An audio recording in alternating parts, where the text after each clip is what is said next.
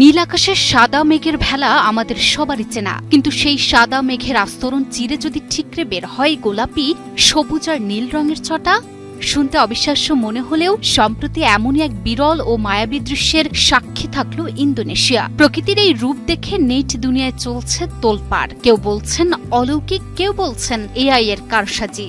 আসলে রহস্যটা কি?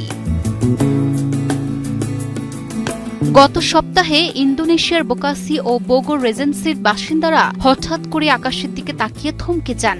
বিশেষ করে বোগোরের জঙ্গল এলাকার আকাশ যেন মুহূর্তেই হয়ে ওঠে এক দক্ষ শিল্পীর ক্যানভাস।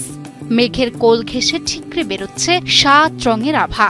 মুহূর্তেই ক্যামেরাবন্দি সেই দৃশ্য ভাইরাল হল নেট দুনিয়ায়। নেটিজেনদের একাংশ একে অলৌকিক বা সৌভাগ্যের প্রতীক বলে মনে করলেও অন্য একদল একে স্রেফ এআই এর কারসাজি বলে উড়িয়ে দিতে চেয়েছিলেন। এমনকি মহাকাশ নিয়ে নানা রহস্যময় তত্ত্বও ডানা বাঁধাতে শুরু করে। কিন্তু সব জল্পনায় পানি ঢেলে দিয়েছেন আবহাওয়াবিদরা। ইন্দোনেশিয়ার আবহাওয়া ও ভূ পদার্থবিদ্যা সংস্থা সাফ জানিয়েছে এটি কোনো অলৌকিক ঘটনা বা ভুয়ো ভিডিও নয়। বিজ্ঞানের ভাষায় একে বলা হয় ক্লাউড ইরিডিসেন্স বা মেঘের বর্ণচ্ছটা। অনেকে একে ফায়ার রেইনবো বলেও ডাকেন।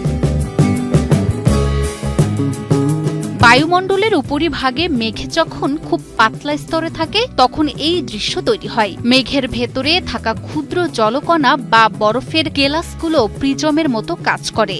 সূর্যের আলো যখন এই কণাগুলোর মধ্য দিয়ে যায় তখন আলোর বিচ্ছুরণ ঘটে এবং সাদা মেঘ রঙিন হয়ে ওঠে। দৃশ্যটি আরটি ইন্টারন্যাশনাল থেকে শুরু করে অনেক আন্তর্জাতিক গণমাধ্যমও প্রচার করেছে।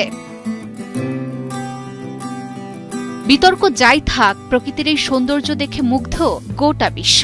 রেইনবো ক্লাউড যেমন বিরল তেমনই সুন্দর। প্রকৃতির রহস্যময় ঝুড়ি থেকে কখন যে কি বেরিয়ে আসবে তা বোঝা বড় দায়ী।